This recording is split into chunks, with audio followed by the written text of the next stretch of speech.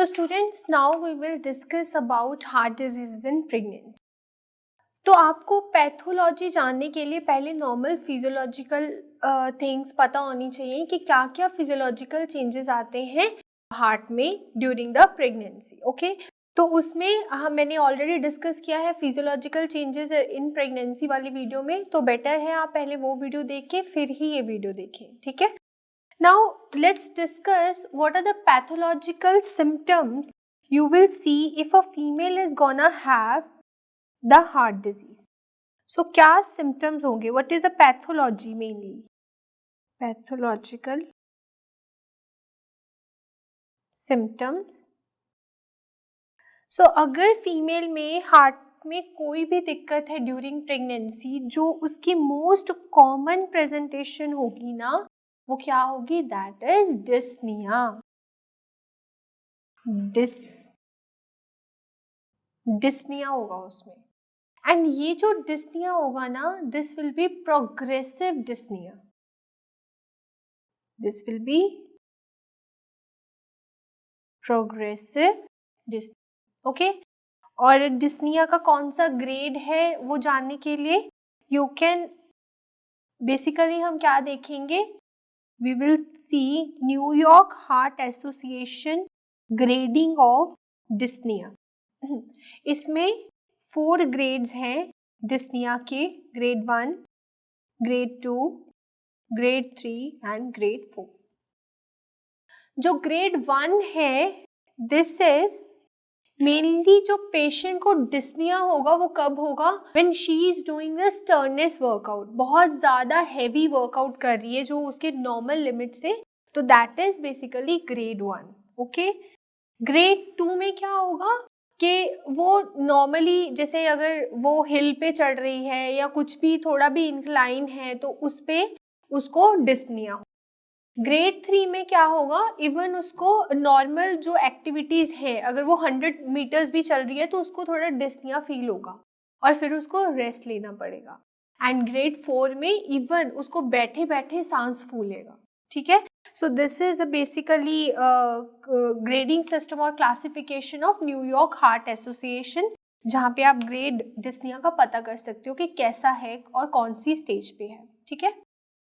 Now what are the other symptoms you gonna see here? That is orthopnea. What is orthopnea?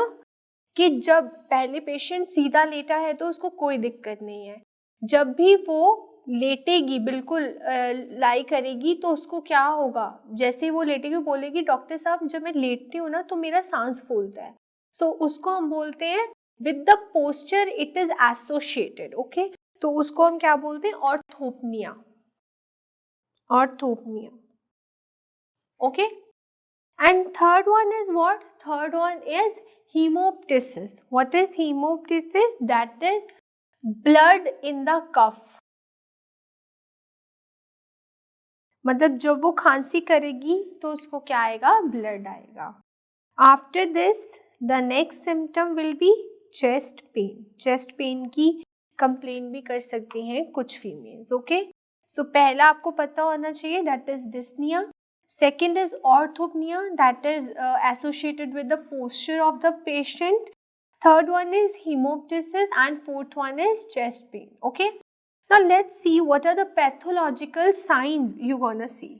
तो ये तो हमने pathological symptoms के बारे में बात की. अब हम बात करेंगे पैथोलॉजिकल साइंस के बारे में. Pathological science. तो फर्स्ट जो आपको पैथोलॉजिकल साइन देखने को मिलेगा that will be cyanosis. What is that? Cyanosis. ठीक है. Second will be what? Clubbing. जो उसके नेल्स है ना, जैसे ये अगर फिंगर है तो नॉर्मली हमारे नेल्स ऐसे होते हैं. क्लबिंग में क्या होता है? If this is a finger, ठीक है, तो नेल्स कुछ ऐसे हो जाएंगे. स्पून शेप नेल्स जो होते हैं उनको हम क्या बोलते हैं? Clubbing of fingers.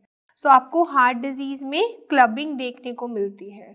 Okay, and after that you will see there is presence of systolic murmur.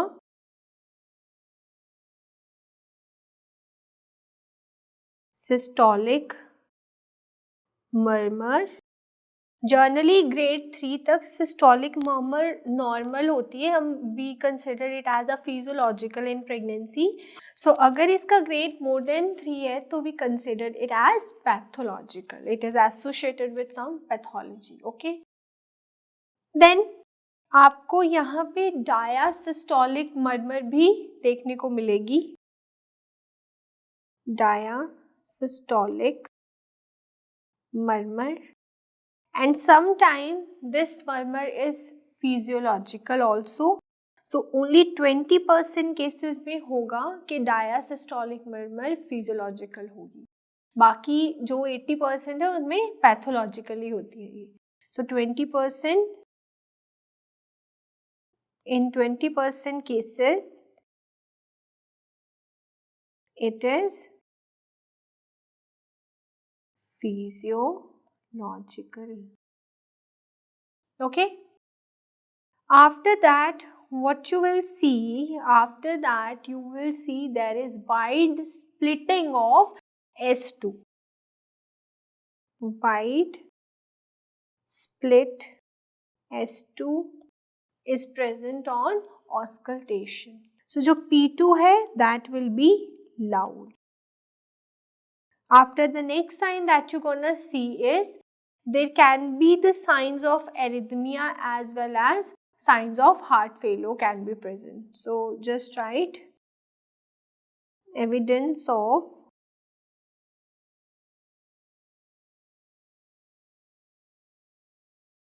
heart failure or arrhythmias can be present. Okay, and on examination you can appreciate there will be distension of the neck veins. So persistently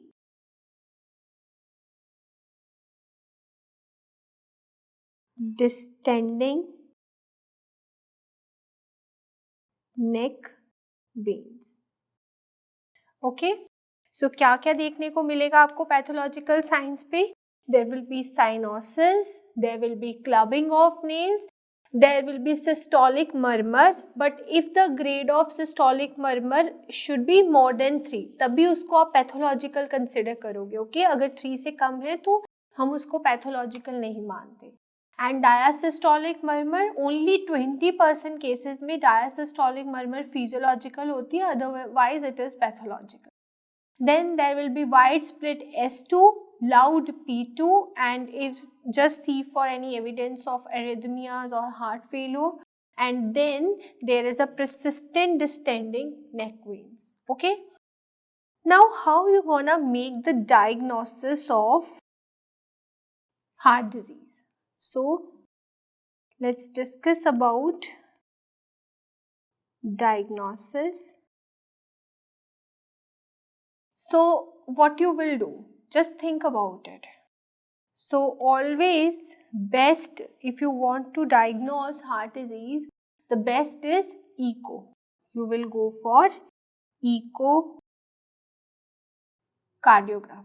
Okay, हम echo करेंगे और echo में it will tell about what type of abnormality is present. So जब आप echo करोगे तो आपको पता लग जाएगा कि एक्चुअल में क्या abnormality present है इस फीमेल के हार्ट, ठीक है? So this echo will tells about the abnormality. Now if they ask you the most common heart disease in a pregnant woman is what? So let's discuss some question points. If they ask you most common heart disease in pregnancy, तो आपका क्या answer होना चाहिए? That will be mitral stenosis. Mitral stenosis, ठीक है? mitral stenosis बहुत ज़्यादा common है प्रेगनेंसी में। Okay, Now, if they ask you most common congenital heart disease in pregnant women, so what is your answer? Most common congenital heart disease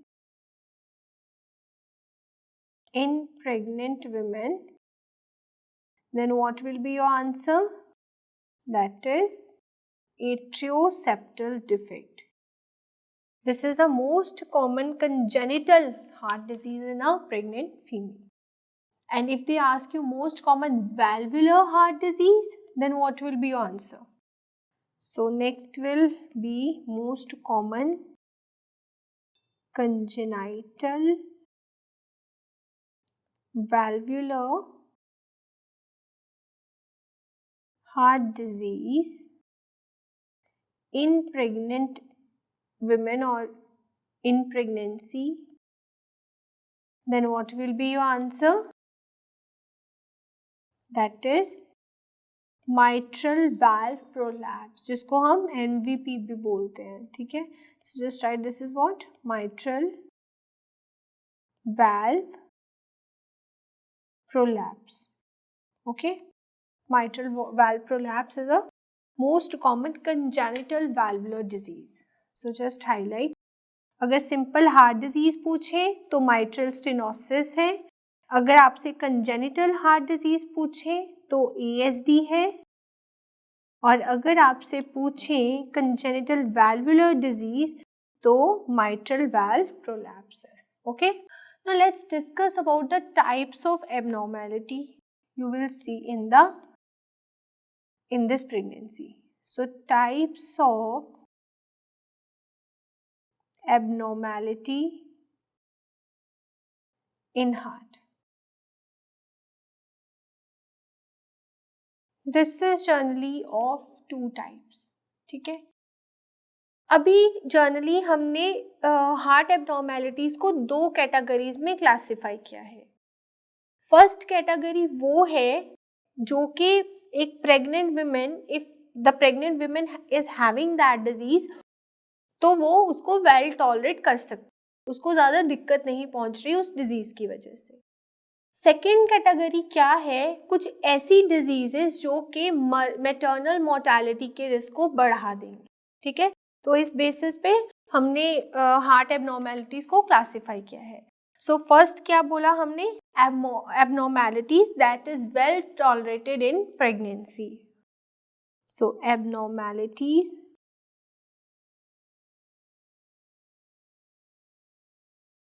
well tolerated in pregnancy. Okay, and second one is abnormalities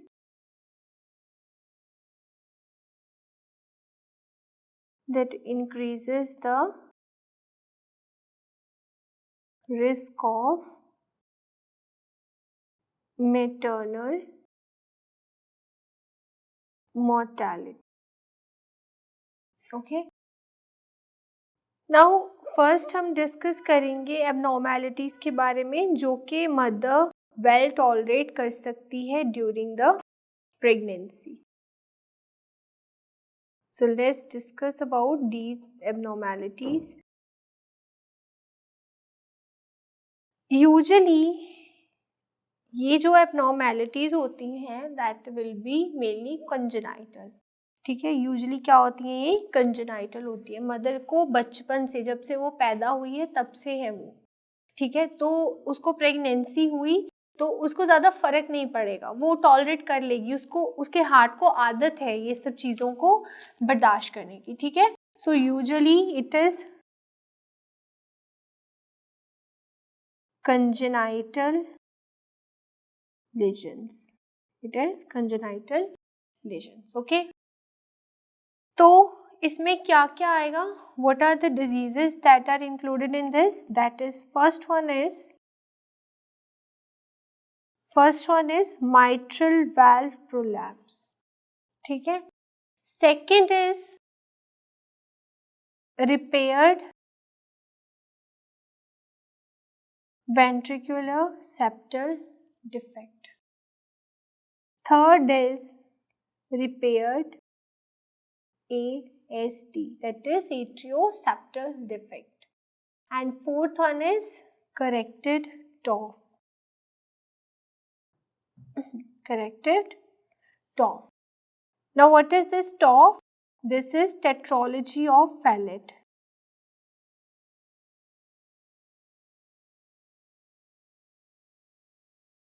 And fifth one is, that is PDA, patent ductus arteriosus.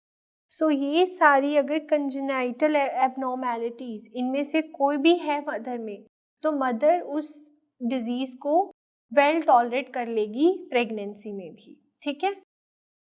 अब हम वो abnormalities की बात करेंगे जो कि mother में mortality के चांसेस को और बढ़ा देगी. और इसमें मॉर्टैलिटी के कितना रिस्क होगा? सो मॉर्टैलिटी का कितना रिस्क होगा? Around 50%. Okay. Mortality rate is around 50%. Okay. तो let's discuss about the diseases where the maternal mortality rate is very high. First one is Marfan syndrome. First is Marfan syndrome. With what? With involvement of aortic root. With involvement of aortic root. तो Marfan syndrome होता क्या है? Basically it is a connective tissue disorder. और इसमें कौन से gene की mutation होती है? Here you will C FBN1 gene mutation. ठीक है. ये FBN1 जीन जो है ये क्या बनाएगा? This will make fibrillin. Fibrillin बनाता है. और अगर ये जीन नहीं है तो फिब्रिलिन नहीं बनेगा. So there will be connective tissue abnormality. Okay. So Marfan syndrome with the involvement of aortic root, you will see here the chances of mortality is high. और यहाँ पे aortic root की अगर dilation की बात करें, so there will be more than 45 mm of dilation. Dilation more than 45 mm is present here. ठीक है. The second disorder in which there is a high chances of mortality is correctation of aorta with involvement of aortic valve. So just write correctation of aorta with involvement of aortic valve. Okay. यहाँ पे basically जो ascending aorta है ना उसकी dilation हो जाती है. क्या होगा? असेंडिंग एओर्टा की डायलेशन हो जाएगी.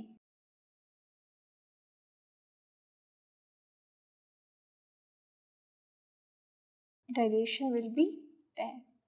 सो पल्मोनरी हाइपरटेंशन जो कि आपको एंजन-मैंगर सिंड्रोम में दिखाई देगी. एंजन-मैंगर सिंड्रोम. बेसिकली इसमें क्या होता है? इस सिंड्रोम में there is a abnormal blood flow to the heart and the lungs, जिसकी वजह से जो हार्ट और लंग्स की ब्लड वेसल्स है ना वो नैरो हो जाएंगी. ठीक है. नैरो और स्टिफ हो जाती हैं. एंड अगर वेसल्स नैरो और स्टिफ हो गई तो क्या होगा? बीपी जनरली ये आपकी वेसल्स हैं. ठीक है. अभी ये वाइड है और इलास्टिक है. जब ये वेसल्स स्टिफ हो जाएंगी और साथ में नैरो भी हो जाएंगी तो क्या होगा? बेसिकली यहाँ पे ब्लड फ्लो क्या होगा? कम हो जाएगा. बट ब्लड प्रेशर क्या है? वो बढ़ जाएगा, जिसकी वजह से you will see pulmonary hypertension here. Okay. So got it. What is the mechanism why pulmonary hypertension occur in Eisenmenger syndrome? ठीक है. सो अगर ये तीनों एबनॉर्मेलिटीज में कोई भी एबनॉर्मेलिटी प्रेजेंट है इस मदर में, तो chances are high for maternal death. तो आपने क्या करना है, फॉर एग्जाम्पल जब आपके पास मदर अर्ली एंटीनेटल विजिट के लिए आई, आपने देखा, उससे सारी चीज़ें पूछी, उसकी हिस्ट्री ली, उसकी प्रेजेंटेशन देखी, साइंस एंड सिम्टम्स देखे, तो आपने इको की फॉर द डायग्नोसिस कि if is there any heart disease और नॉट। और अगर आपको इको में कुछ भी ऐसी फाइंडिंग मिलती है इन डिजीजेस में से कोई भी, तो आपने क्या करना है, अगर तो वो अर्ली प्रेगनेंसी है तो आपने उसको अबॉर्ट कर देना है, ठीक है। एडवाइस तो यही होती है कि बेटर है कि आप उसको अबॉर्ट कर दो। सो just write here, if a female present to us with early pregnancy with any of these disease, then what you have to do, then you have to go for medical termination of pregnancy, ठीक है, यही best रहेगा। There are other heart diseases जहाँ पे आपको MTP करने की ज़रूरत होती है other than these 3, so let's discuss about those diseases as well. So other heart diseases in which it is advised to MTP, advised for MTP। तो कौन कौन सी ऐसी कंडीशन है, तो जो फर्स्ट कंडीशन है that is if there is a presence of severe mitral stenosis, severe mitral stenosis. Severe mitral stenosis का क्या मतलब है, अगर वाल्व का area is less than 2 centimetre square तो we consider it as severe valve stenosis.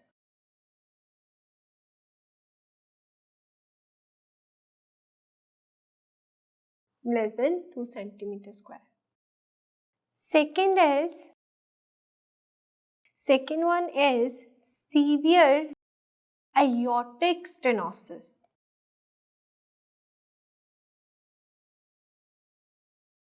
Severe aortic stenosis से मेरा क्या मतलब है, अगर एओर्टिक वाल्व का एरिया 1.5 सेंटीमीटर से कम है तो उसको हम क्या बोलते हैं, सीवियर एओर्टिक स्टेनोसिस।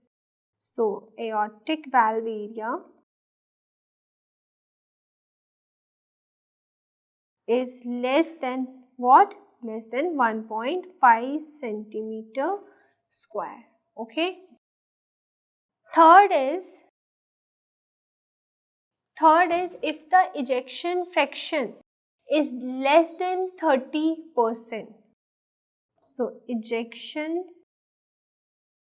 fraction अगर 30% से कम है तो भी you have to do MTP। क्यों? क्योंकि मदर का हार्ट तो खुद की बॉडी को ही नहीं सपोर्ट कर रहा। क्यों? मतलब इजेक्शन फ्रैक्शन क्या होती है basically, this is a pumping capacity of the heart. अगर वो 30 से कम है मतलब हार्ट की पंपिंग इतनी अच्छी नहीं है, वो तो खुद के ऑर्गन्स को अच्छे से सप्लाई नहीं कर सकता, बच्चे को क्या करेगा, इसीलिए हम एडवाइस करते हैं for the MTP। Okay. And fourth is if the New York heart association के अकॉर्डिंग ग्रेड 3 या 4 प्रेजेंट है हार्ट डिजीजेस का तो भी we will go for MTP। तो क्या क्या अदर इंडिकेशंस हैं, पहले तो हमने पढ़ी Marfan's syndrome with aortic root dilation, second is coarctation of aorta with involvement of aortic valve, third is pulmonary hypertension, and then we have studied the other indication जिसमें हमने severe mitral stenosis पढ़ा जिसका area था less than 2 centimeter square, after that aortic stenosis, after that we have studied ejection fraction less than 30%, and if the New York Heart Association grade 3 या 4 present है heart diseases का तो आपने इन cases में क्या करना है, medical termination of pregnancy। So now if they ask you a question, that which heart diseases is most commonly associated with mortality. So what will be your answer? Which heart disease is most commonly associated with increase mortality? तो क्या answer होगा? That is mitral stenosis. So let's discuss about this, why mitral stenosis is having the increased risk of mortality or why it is the most common cause of maternal mortality. So अगर ये है हमारा heart, this is heart,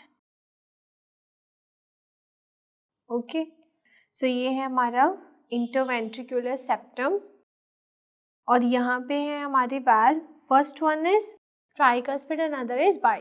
So tricuspid आप कैसे याद रखोगे? कभी भी आप कुछ कपड़े वगैरह लेने जाते हो तो first you will try and then you will buy.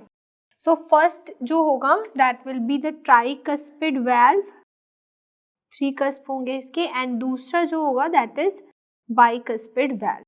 Okay?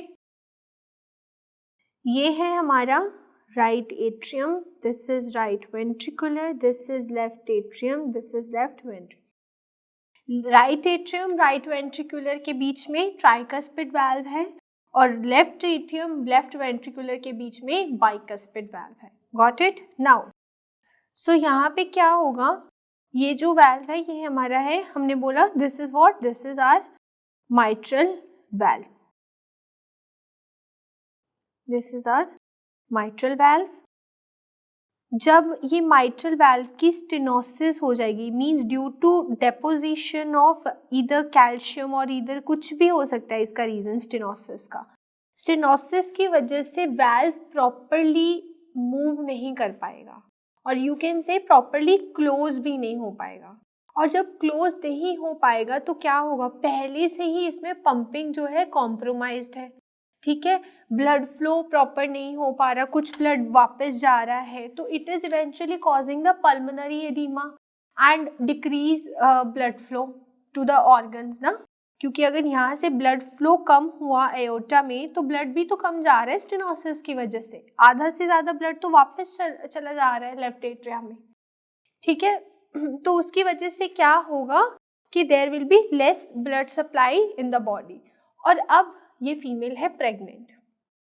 Pregnancy में तो वैसे ही जो डिमांड होती है बॉडी की वो इंक्रीज हो जाती है, because you have to supply to foetus as well. और ऊपर से इसमें माइट्रल स्टेनोसिस है तो ये स्ट्रेस को और ज़्यादा इंक्रीज कर रही है हार्ट पे. एक तो प्रेगनेंसी का स्ट्रेस है क्योंकि प्रेगनेंसी में हार्ट को ज़्यादा वर्क करना पड़ेगा, और दूसरा there is mitral stenosis which is eventually decreases the performance of heart.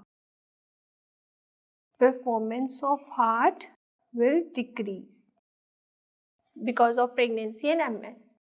तो obviously अगर ये स्ट्रेस को बढ़ा रही है और हार्ट उतना स्ट्रेस कोप अप नहीं कर पाया तो इवेंचुअली क्या हो जाएगा, हार्ट फेल्योर हो जाएगा and this female will die. Okay, so this mitral stenosis causing maternal death due to increased stress over heart or on heart. Got it? This is also called as this mitral stenosis.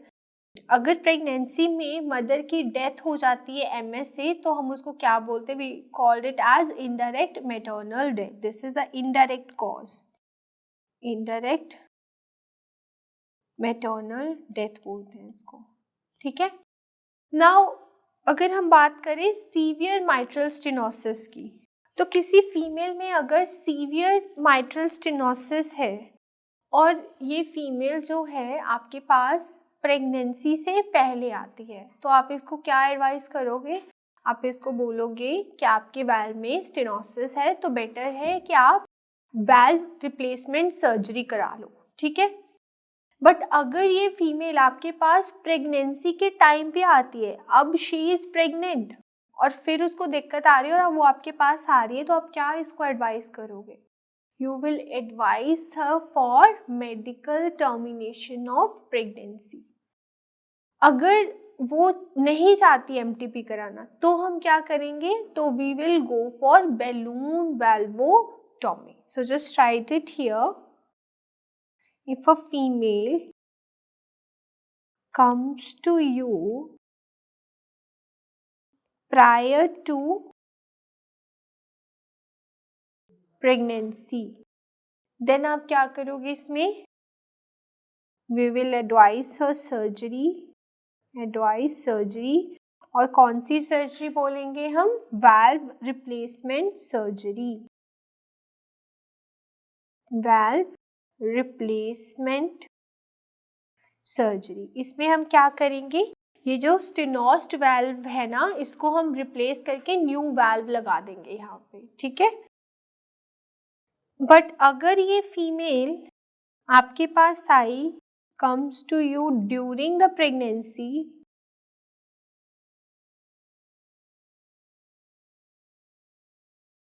तो आप क्या करोगे? तो हम इसको advice करेंगे for medical termination of pregnancy. We will go for medical termination of pregnancy. ठीक है। अगर वो if she didn't want to do MTP, then आप क्या करोगे? अगर वो MTP नहीं कराना चाहती और कंटिन्यू करना चाहती है प्रेगनेंसी, तो we will do what? Balloon valvotomy. We'll do balloon valvotomy. ठीक है। और जो आइडियल टाइम होता है ना बैलून वाल्वोटॉमी करने का, that is in second trimester और after 20 weeks you have to do. या तो सेकेंड ट्राइमेस्टर में या फिर आप कह सकते हो 20 वीक्स के बाद, ओके। नाउ जो वाल्व रिप्लेसमेंट सर्जरी, अभी आप सोच रहे हो कि मैम हम इसमें क्यों नहीं कर सकते valve replacement surgery? So valve replacement surgery is usually not done during pregnancy as it increases the risk of mortality by 30%. Okay, so just write valve replacement surgery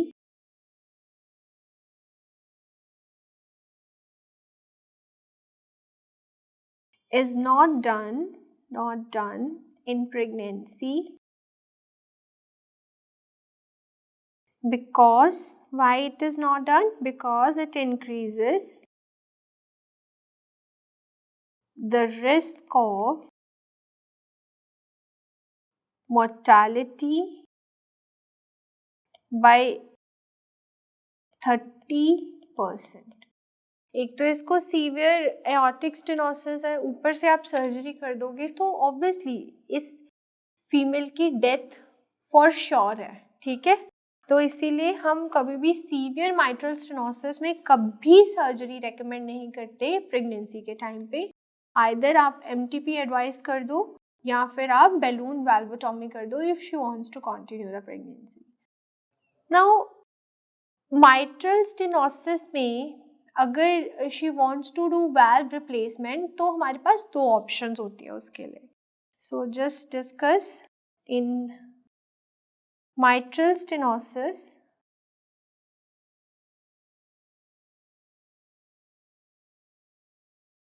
if she wants what? If she want to go undergo valve replacement surgery,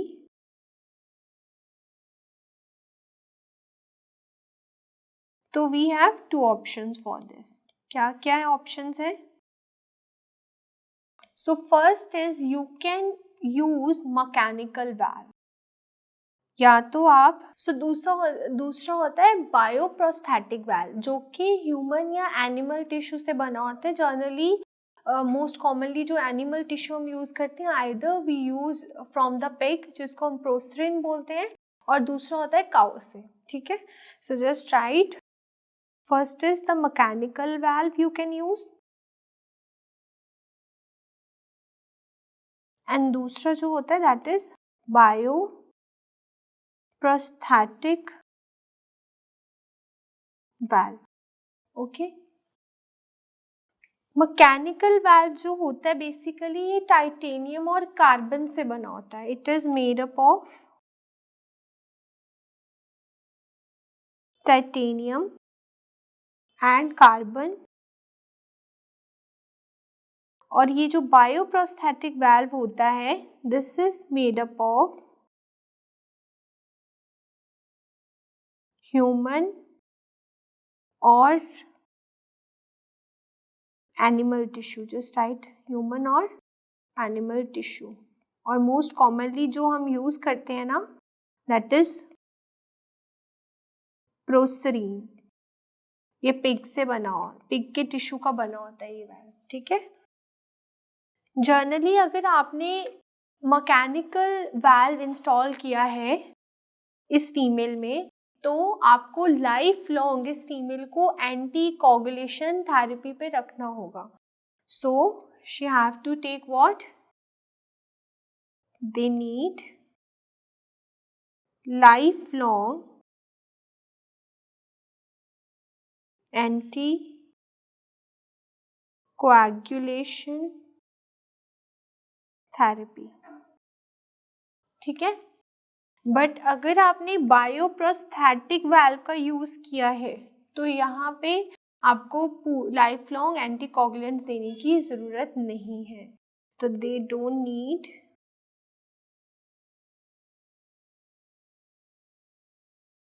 life long anticoagulation therapy, ठीक है। Now let's C these valves. This is an image of what? This is an image of mechanical valve. आप देख रहे हो ये titanium और carbon से बना होता है, this is mechanical valve, और ये जो valve है this is what, ये टिश्यू के साथ बना है, so this is what bioprosthetic valve, ठीक है, बायोप्रोस्थेटिक वाल्व है ये, और ये this is what bicuspid, 2 cusp है ना इसीलिए ये क्या है माइट्रल वाल्व है, अगर 3 कस्प होते तो that will be aortic valve, got it. Now generally ये जो बायोप्रोस्थेटिक वाल्व होंगे ना इनका जो लाइफ टाइम, जो बायोप्रोस्थेटिक वाल्व होंगे ना जनरली इनका एक सर्टेन टाइम पीरियड ही होता है, ठीक है, दैट इज अराउंड 10 ईयर्स, उसके बाद आपको ये फिर से रिप्लेस करने पड़ेंगे। बट मैकेनिकल के केस में बार बार रिप्लेस करने की कोई ज़रूरत नहीं है, बस ये है कि आपको लाइफ लॉन्ग एंटीकोगुलेशन थेरेपी पे रहना पड़ेगा। सो अगर कोई यंग पेशेंट है तो हम उसको सजेस्ट करेंगे कि वो मैकेनिकल वाल्व ही लगाए, बट अगर थोड़ा ओल्ड एज में आती है कोई फीमेल आपके पास तो we generally suggest the bioprosthetic valve, okay. So bioprosthetic valve एक तो कॉस्टली भी है, कॉस्ट इफेक्टिव भी नहीं है इतने, और दूसरा है they need replacement after 10 years, so just write here need to be replaced after 10 years. So better we suggest this mechanical valve, okay. Now एक पेशेंट है, ठीक है, पेशेंट है जिसमें मैकेनिकल वाल्व आपने डाला था, patient with mechanical valve and now she becomes pregnant, और आपको पता है मैकेनिकल वाल्व वाले पेशेंट को हम life long anti coagulation therapy पे रखते हैं, एंटी कोएगुलेशन थेरेपी पे रखते हैं, ठीक है। तो फर्स्ट ट्रिमेस्टर में आपने कौन कौन से ड्रग्स देने हैं उसको, फर्स्ट ट्रिमेस्टर में हम कौन सा एंटीकोगुलेंट इस फीमेल को प्रिस्क्राइब करेंगे? ट्राइमेस्टर।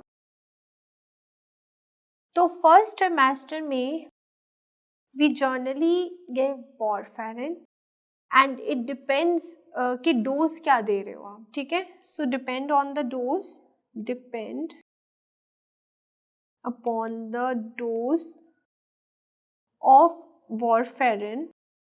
सो आपके पास फीमेल आई जिसमें ऑलरेडी आपने वाल्व रिप्लेसमेंट सर्जरी करके मैकेनिकल वाल्व इंस्टॉल किया था, ठीक है, और आप उसको एंटीकोगुलेंट्स दे रहे थे, ठीक है। अब उसकी प्रेगनेंसी का फर्स्ट ट्राइमेस्टर है, फर्स्ट ट्राइमेस्टर, तो आप उसको अभी कौन सा एंटीकोगुलेंट दोगे? सो इट डिपेंड्स कि आप क्या डोज दे रहे हो, ठीक है। So depends on dose of what? Of warfarin, ठीक है। अगर तो आप उसको more than 5 mg per day they रहे थे वॉरफेरिन का, तो अभी फर्स्ट ट्राइमेस्टर में आपने क्या करना है? You will change warfarin by heparin, okay. Now just switch over to what? To heparin। अभी हम हेपरिन देंगे, और ये जो हेपरिन हम देंगे ये कौन सा देंगे? लो मॉलिक्यूलर वेट हेपरिन, लो मॉलिक्यूलर वेट हेपरिन देंगे इसको, ठीक है। लो मॉलिक्यूलर वेट जनरली हम 6 to 12 वीक्स तक देते हैं, 6 to 12 वीक्स तक you have to go for low molecular weight heparin। Now during this 6 to 12 weeks हमने वॉरफेरिन क्यों बंद किया? Why we switched warfarin to heparin?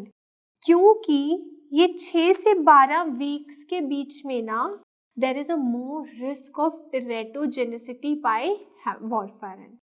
So in this there is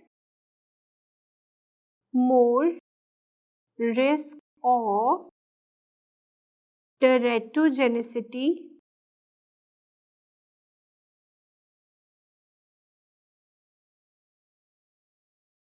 by what? By warfarin। Warfarin क्या करेगा? Warfarin generally cause करता है कॉन्ड्रोडिस्प्लेजिया। What is the teratogenic effect of warfarin now? You should know it is chondroplasia punctata. We have already discussed it in teratogens, so it is just a repetition. So chondroplasia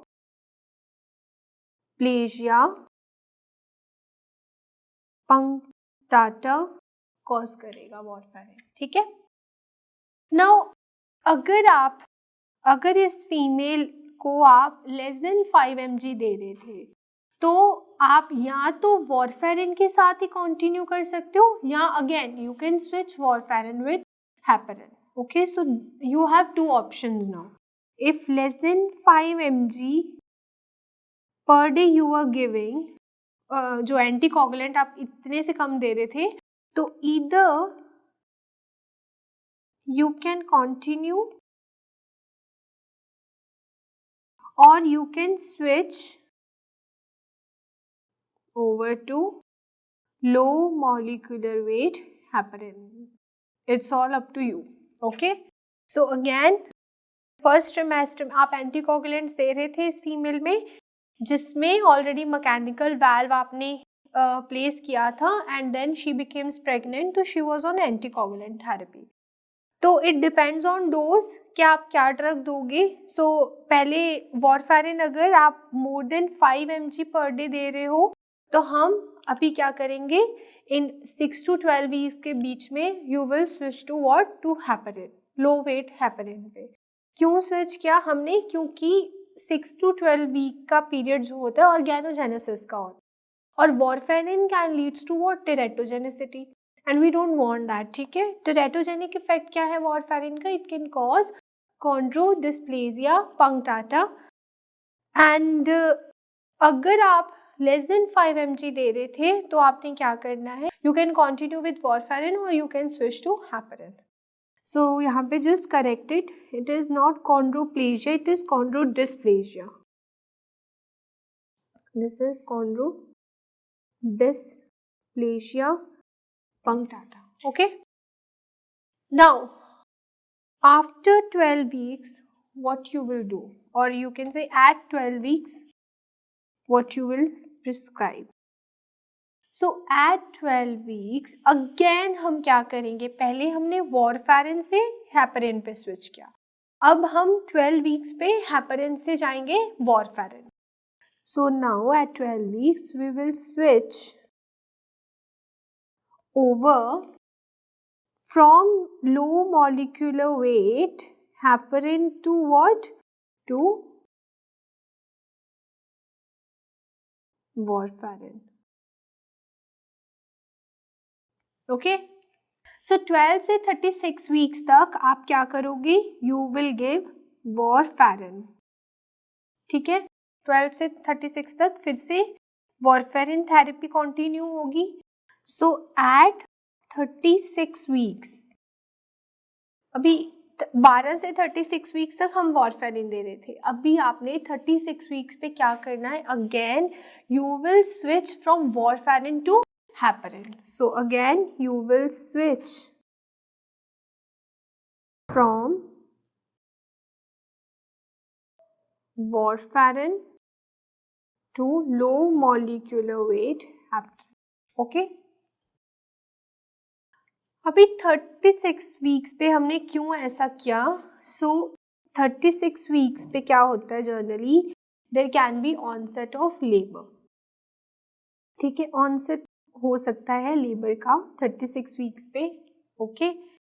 तो ये जो लो molecular weight heparin हम दे रहे थे ना, तो usually ये लो molecular weight heparin ना प्लेसेंटा को क्रॉस नहीं करता. It doesn't cross placenta, does not cross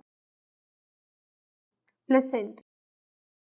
but जो वॉरफेरिन है ना, वो प्लेसेंटा को क्रॉस कर लेगा. और वॉरफेरिन क्या करेगा, जब वो प्लेसेंटा को क्रॉस करेगा तो it can harm the foetus. How?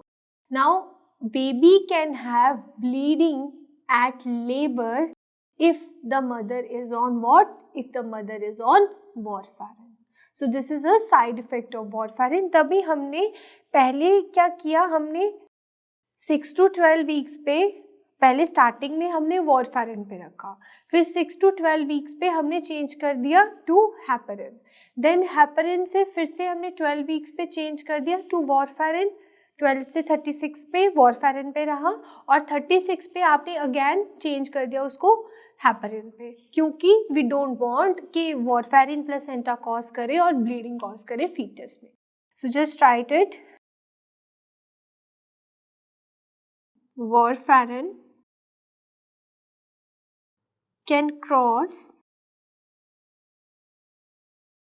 Placenta, और if it can cross placenta, तो baby can have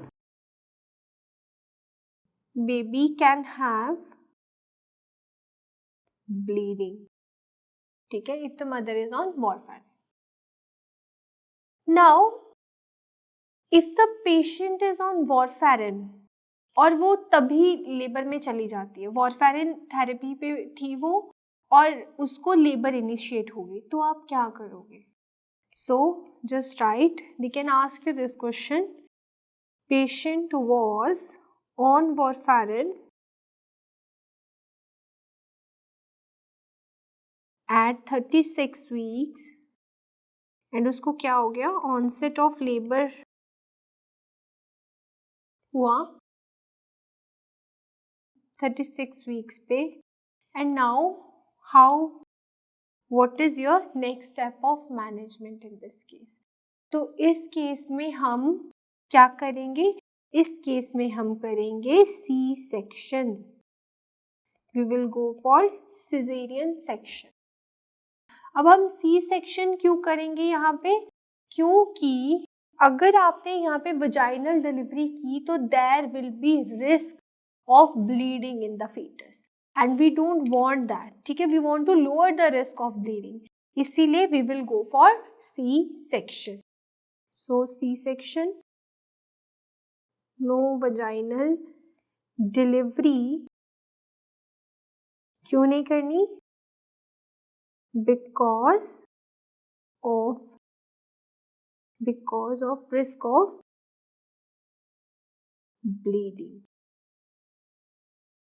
Okay, now if they ask you कि फीमेल में हार्ट डिजीज है और आपने इस केस में कैसे डिलीवरी करनी है, तो हार्ट डिजीज वाली फीमेल में हम what mode of delivery you will apply. So in this case the preferred mode is the vaginal delivery. C-section, आप जस्ट ये बात रट लो कि C-section आपने तभी करना है अगर कोई ऑब्स्टेट्रिक इंडिकेशन है या कुछ बहुत life threatening thing, if it is there then only you will go for C-section. Else just the preferred mode of delivery is what? Vaginal delivery. So write the question like what is the mode of delivery in a female with heart disease. So your answer is what? Preferred mode is vaginal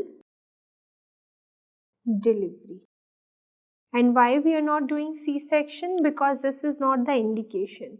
C-section is only done if there is any obstetric indication. Now एक और चीज़ आपने याद रखनी है कि अगर किसी female में हार्ट डिजीज़ है ना, तो आपने ऑलवेज स्पॉन्टेनियस लेबर को प्रेफर करना है. हम यहाँ पे कभी भी आपने हार्ट डिजीज़ वाली पेशेंट में इंडक्शन नहीं करवानी है लेबर की. सो just right what? Spontaneous labour, spontaneous labor is preferred over what? Induction of labor. तो बेटर है कि आप स्पॉन्टेनियस डिलीवरी करवाओ rather than द लेबर को इंड्यूस नहीं करना. इंडक्शन ऑफ लेबर क्या होता है? We will give certain drugs. आप बाहर से कुछ ड्रग दोगे जिसकी वजह से यूट्राइन कॉन्ट्रैक्शन स्टार्ट होंगे एंड इस केस में आपने नहीं ये करना है. ठीक है, तो IUL, इसको हम induction of labour is also called as IUL. So IUL basically it is not contraindicated but it is not preferred. तो यहाँ पे लिख लो ये कॉन्ट्राइंडिकेटेड नहीं है but this is also not a preferred mode of delivery. It is not contraindicated, but it is not preferred mode.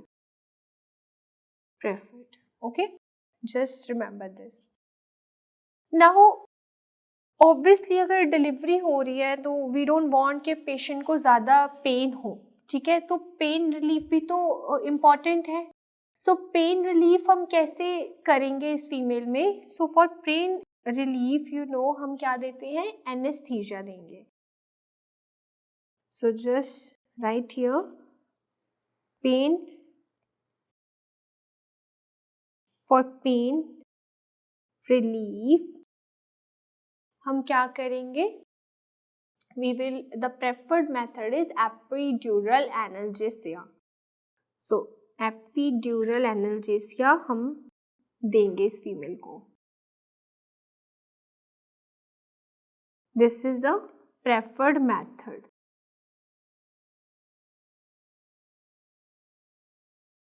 So this is the preferred method for pain relief. Okay. Now let's discuss about the heart diseases that are indication for C-section. So, heart diseases that are indication for C-section. तो कौन कौन सी heart disease में आपने C section करना है? सो let's discuss. The first indication is that is Marfan syndrome with aortic root involvement. So first indication is Marfan syndrome with aortic root involvement.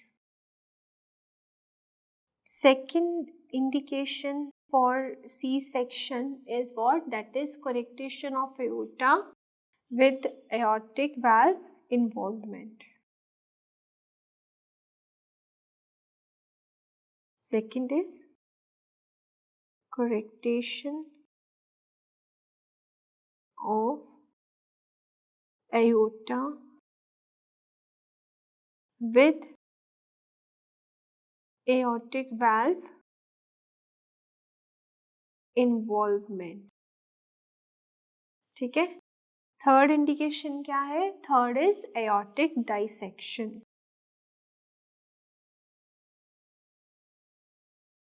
Aortic dissection is the third indication.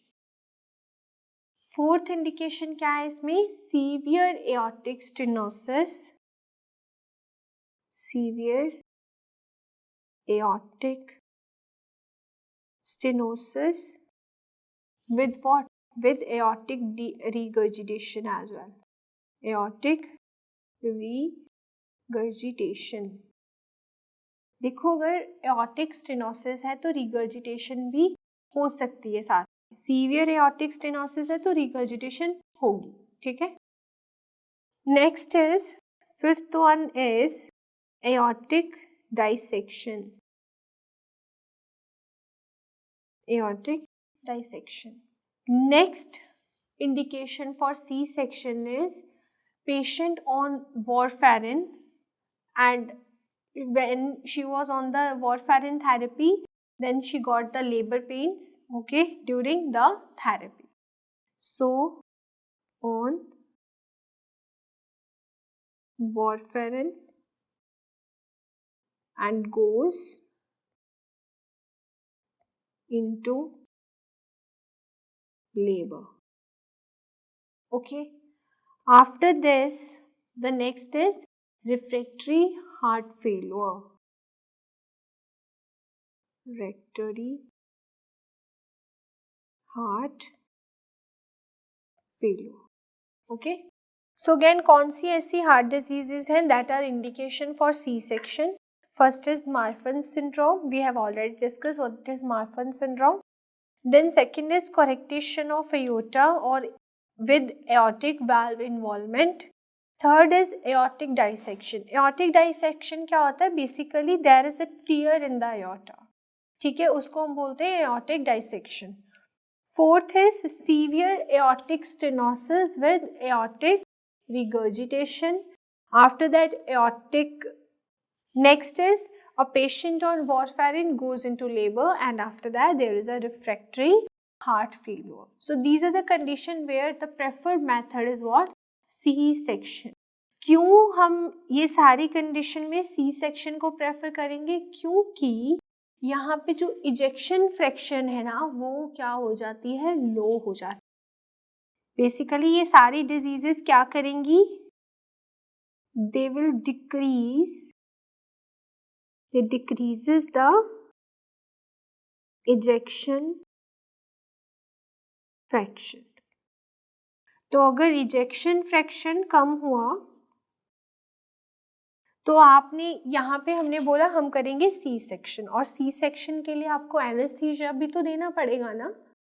तो आप इस case में in heart diseases में कौन सा ऐसा anaesthesia दोगे जो कि एक तो हमें पेन से भी बचाएगा, दूसरा इजेक्शन फ्रैक्शन कम होगी तो भी सेफ रहेगा, तो that is general anaesthesia.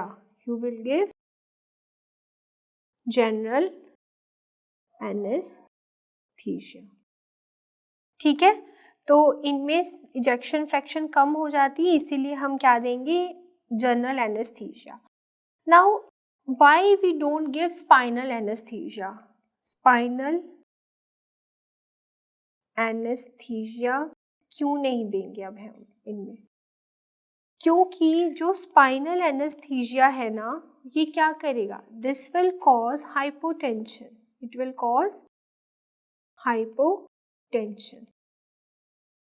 Spinal anaesthesia hypotension करेगा, तो इसीलिए आपने कभी भी जो पेशेंट एंटीकोगुलेंट थेरेपी पे चल रहा है उसको तो स्पाइनल एनेस्थीसिया देना ही नहीं है, ठीक है। और इन डिजीज में भी हमने इसलिए नहीं देना क्योंकि ऑलरेडी इधर इजेक्शन फ्रैक्शन कम है, ठीक है। सो स्पाइनल एनेस्थीसिया कॉज करेगा hypotension, so it should not be given, it should not be given in a patient on anticoagulant therapy. Okay, now next, if you are doing C-section in a female with a heart disease for obstetric indication, तो आपने क्या anaesthesia देना है? So just write the question. If you are doing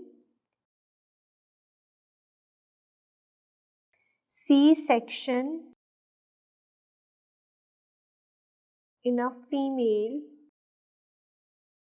with heart disease for obstetric indication,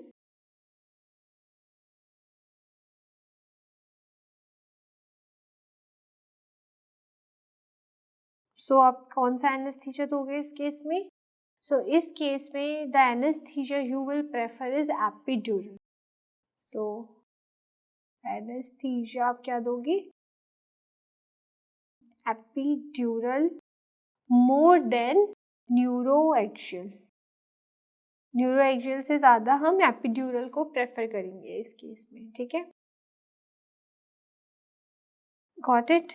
और हमने already discuss किया कि इन सब कंडीशंस में हम क्या करेंगे, जनरल एनेस्थीसिया देंगे।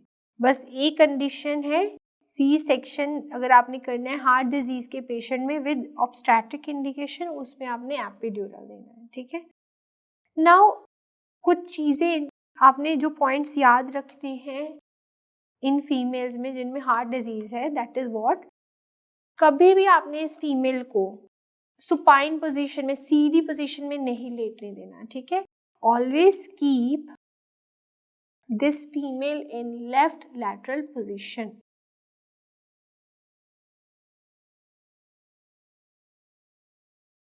सो इसको कभी भी आपने सीधा नहीं लेटाना because it can leads to hypotension, okay. इसीलिए we always the preferred position in a female जो कि प्रेग्नेंट है और हार्ट डिजीज भी है, तो उसको लेफ्ट लैटरल पोजीशन में हम बोलते हैं सोने के लिए। And always keep O2 ready as she is having the heart disease, तो उसको डिस्निया रहेगा, तो always you have to keep O2 ready. Now after that you also do restrictions of IV fluid. You restrict the IV fluid in this female, restriction of IV fluid. तो हमने कितने देने हैं fluid? हमने fluid देना है at 75 ml per hour, okay. And इसमें आपने PV जो पर वजाइनल एग्जामिनेशन है उनको भी कम करना है, ठीक है। So also restrict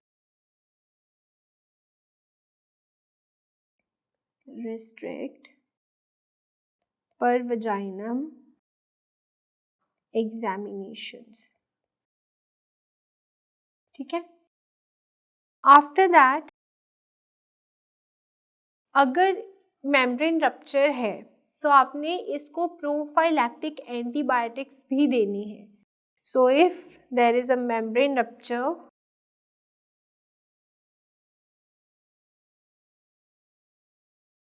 so at membrane rupture, what you have to give? Prophylactic antibiotics. ठीक है, प्रोफाइलैक्टिक एंटीबायोटिक्स देनी है. कौन कौन सी एंटीबायोटिक्स हम देते हैं? That is ampicillin and gentamicin. Ampicillin plus gentamicin. Okay. Now if they ask you when the risk of heart failure is highest in these females, so now if they ask you when is the risk of heart failure is highest,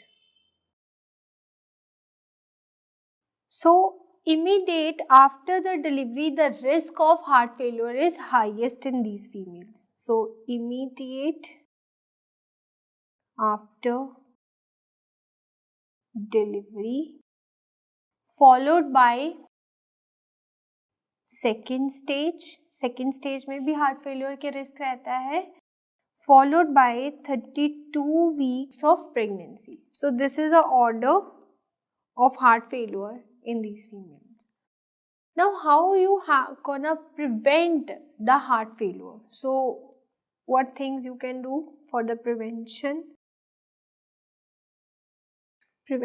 of heart failure? Okay, so for prevention, first we will give injection of Lasix after the delivery. So first हम क्या करेंगे? Give injections of Lasix after delivery. ठीक है. Second आप क्या करोगे? You will hang her legs. ठीक है. सो आप उसको बोलोगे कि टेबल पे अगर वो बैठी है तो उसको बोलोगे अपनी लेग्स को हैंग कर ले. So hang the legs from table. So these thing you can do to prevent the heart failure. So basically in दोनों चीज़ों से क्या होगा? जो वीनस रिटर्न है वो कम हो जाएगी. Venous return decreases and finally you can prevent this female from heart failure. Now अगर किसी फीमेल में हार्ट डिजीज है, she is having heart disease plus इसमें क्या हो गया? पोस्टपार्टम हेमोरेज भी हो गया. हार्ट डिजीज भी है और पोस्टपार्टम हेमोरेज भी हो गया. तो अब आप क्या करो? So here the drug of choice that you can give is the oxytocin. Oxytocin देंगे अगर हार्ट डिजीज और पोस्टपार्टम हेमोरेज है.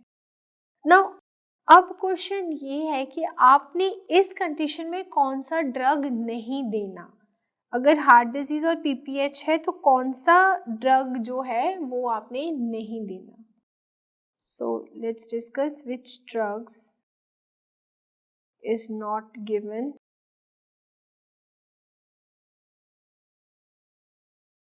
तो क्या क्या ड्रग है? That is methergine. आपने मिथर्जिन नहीं देना है. आपको पता है मिथर्जिन के side effects we have already studied. जो मिथर्जिन है this causes what? Severe transient hypertension. तो हम मिथर्जिन नहीं देंगे पीपीएच और हार्ट डिजीज के केस में. ठीक है. कोई भी हार्ट की कोई भी कंडीशन हो तो methergine is contraindicated. So right, it is contraindicated in heart disease. Got it? This methergine can cause what? Why it is contraindicated? Because it can cause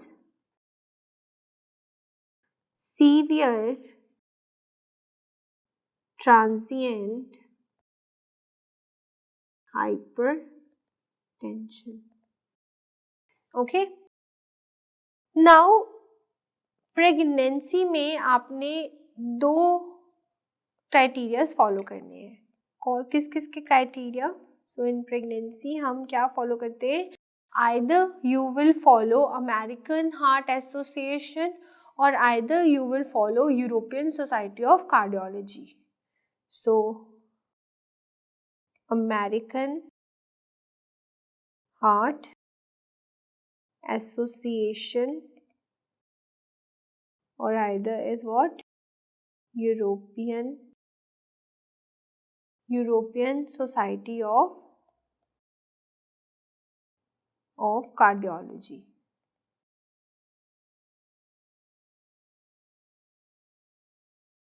Now American Heart Association के according आपने अगर किसी female को heart disease है या mitral stenosis है, anticoagulation देने plus आपने एस्पिरिन भी ऐड करना है. Aspirin also you have to give. European वाले क्या कहते हैं? आपने ओनली एंटीकोगुलेंट देना है, एस्पिरिन नहीं ऐड करना. ठीक है. Give anticoagulant only, no need of aspirin. Okay. और ये जो है ना European Society of cardiology, this is more recent. ये सबसे ज़्यादा रिसेंट है. और एक और चीज़ जो आपने याद रखनी है, अगर हम फीमेल की बात करें जिसमें आपने बायोप्रोस्थेटिक वाल्व डाला है, विद बायोप्रोस्थेटिक वाल्व, यहाँ पे there is no need to give anticoagulant. So bioprosthetic valve के केस में there is no need to give anticoagulants. यहाँ पे कोई जरूरत नहीं एंटीकोगुलेंट्स ऐड करने की. ठीक है. आप ओनली एस्पिरिन दे सकते हो इसको, और बेसिकली ये जो एस्पिरिन देनी वो हमने लो डोज देनी है. ठीक है. गिव ओनली एस्पिरिन, और ये बेसिकली लो डोज एस्पिरिन देनी है आपने. Okay, got it. So guys, this is all information about the heart disease in pregnancy. I hope you guys like this video. So thanks for watching.